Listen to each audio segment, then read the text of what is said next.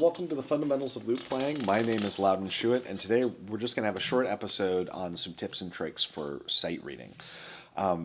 As maybe I've mentioned in previous episodes, sight reading is one area where I feel like I had natural ability. It was something that just came easy to me in a sense. What happened was I was 10 years old and my brother had quit playing guitar, and there was this guitar in the house, and I picked it up, and my dad had these old Mel Bay books, and I just remember opening them up and teaching myself from them. Now, my dad's an excellent guitar player, but he's a biologist and was very busy, so basically he would tune the guitar for me, and then he'd hand me the guitar, and I would go and read these books. And I think for me, being a very visual learner, I have to admit that even as a musician, I'm a very visual person.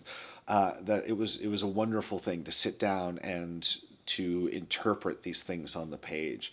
So it kind of gets to my first tip for people who are looking to sight read, which is that I think it has to be fun. It has to be done in a manner that is not sort of serious. I think you have to kind of approach it like, oh, I'm opening this tome and I'm learning, this new music. I'm making magic. There's sounds coming from this page, and I think that can help a lot.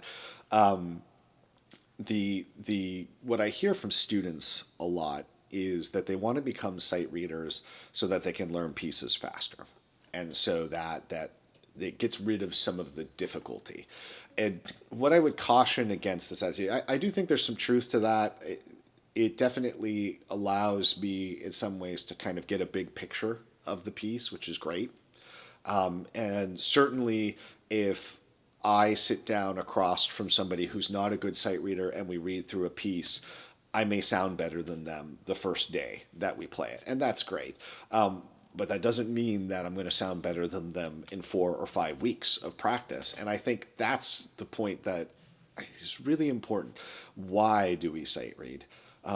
For me, it's to explore repertoire. It's to go through, books of music and to find the pieces I like. Very often with students who are not great sight readers, what I've noticed is that they rely on recordings. And there's nothing particularly wrong with relying on a recording. It just means you don't get to hear or explore the other things. So you end up playing a lot of the same things that other people are playing because, there's a recording. Or maybe a friend played a piece. And so there's not a whole lot of opportunity to look at all of the pieces and make a decision. I really like this one and nobody's done it. So I would also approach sight reading from the idea that it's about scouting, it's about exploring, it's not about cutting corners.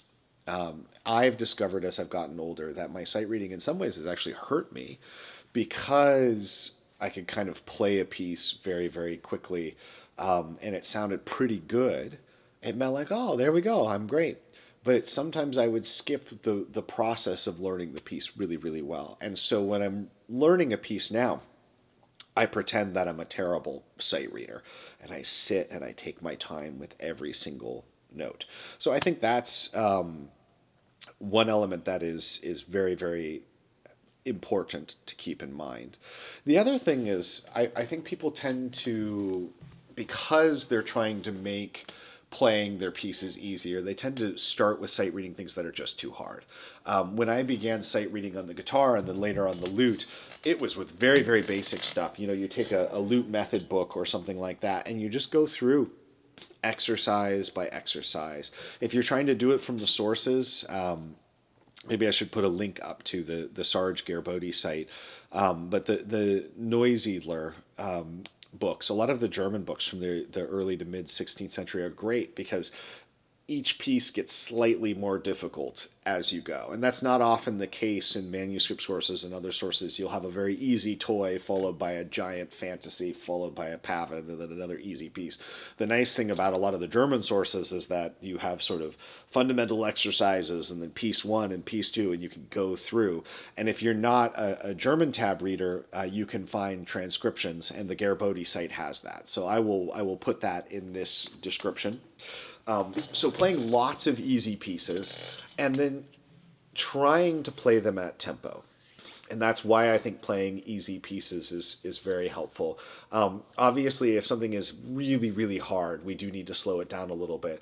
But remember, the reason that we're sight reading is to explore, to get a taste, to get a sense of a piece. You know, there might be some really nasty chords or something like that, and we need to,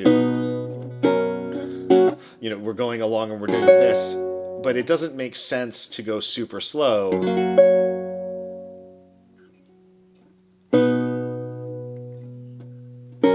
I have no idea what the piece sounds like, right? You know, that way I have a feel for what the piece is like. Oh, I like this, and I'm going to go and play it. So keep that in mind. You may not end up being a sight reader. Some people, it's just not something that they seem to, it's not their talent, or it's not where they go. And I think sometimes it really is just because they don't enjoy it. I think when you enjoy something, you get better at it. And with sight reading, if you are one of those people that is really, really struggling with sight reading, the best advice I can give you is find a way to make it fun.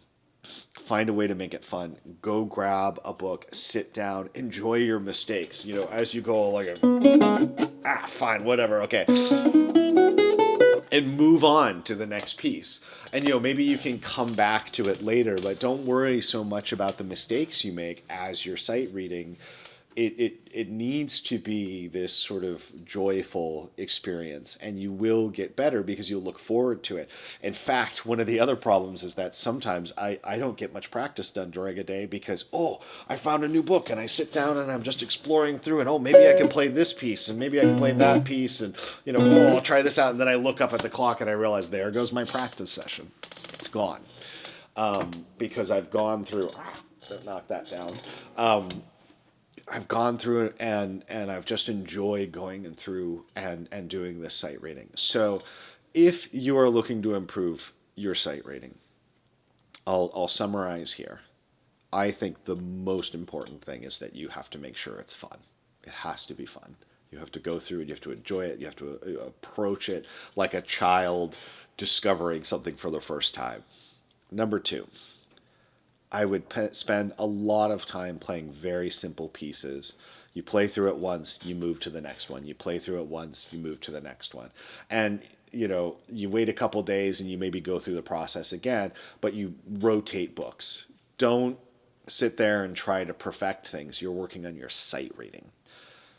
As much as you can, ignore mistakes. And part of that is you need to keep it in rhythm.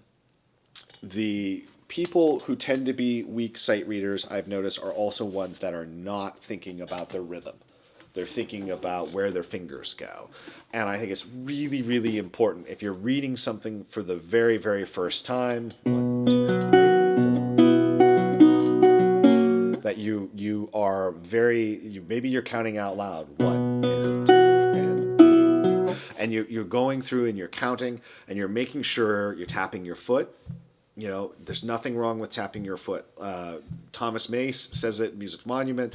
Down the road, even Quantz says it in the Baroque period. You got to be able to tap your foot.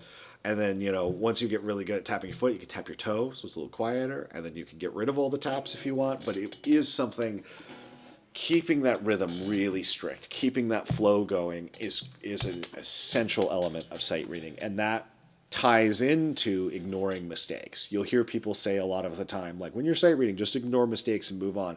I think that's half the equation. The other half is you've got to keep that beat. You've got to keep it flowing. And then let's say you get to be a good sight reader. Let's say that you strengthen your sight reading, or you're already a great sight reader. Don't use that to cut corners. Go through the process of really learning a piece of music. When you've chosen your piece, sit down and learn it as if you are the worst sight reader on the planet, and you have to go note by note, and you're just very, very careful. And that, I think, is a great balance. And this maybe ties back to my episode on how to practice.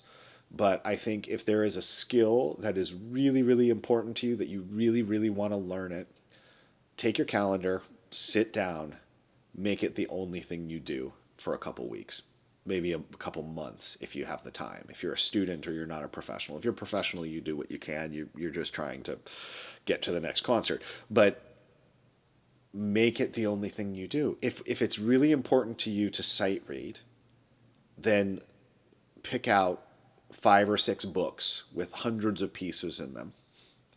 And then for 2 months, all you're doing is reading through them. Reading through them. And at the very least, you're trying to read through them at a moderate tempo. If it's too hard, go to easier pieces. And as you start being able to play those easier pieces at tempo, switch to it's moderately difficult pieces, then advanced pieces. And we all hit roadblocks. There are pieces that I can't sight read at tempo, and so I end up having to play it at a sort of moderate tempo, or maybe I just kind of play it in chunks to see, I like that piece, because there's some very, very difficult repertoire out there. If you're looking at Albert de Riep or Terzi or Molinaro or some of the chromatic fantasies by Dolan, for example, there's very challenging pieces, and you may not be able to read those at tempo, but you can read chunks of them at tempo, and you can get a sense where, I like this piece. So that's my advice to you, is to keep sight reading in perspective and to enjoy it and to integrate it into what you're doing. But if it's really important to you, make it a focus. For those absolute beginners, this episode may be less important to you because you just don't know if sight reading's your thing yet, and that's totally fine. So save it for down the road. But those are my tips. If anyone has any questions or wants any other advice on sight reading, please feel free to put a comment in the comment section. And other than that, if you're enjoying this channel, please support me by subscribing. I also have a Patreon, which I'll put a link for the description if you want to support in that way. Happy looting and happy practicing, and I'll see you for the next episode. Bye-bye.